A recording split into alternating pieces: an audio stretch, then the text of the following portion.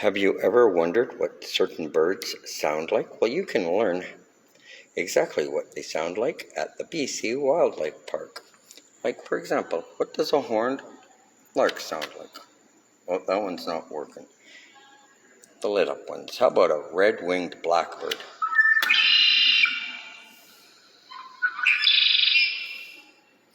Clark's nutcracker?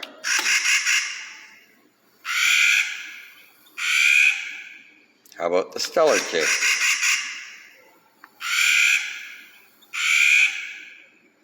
Steller jay. And finally, we will finish off with the ruffled grouse.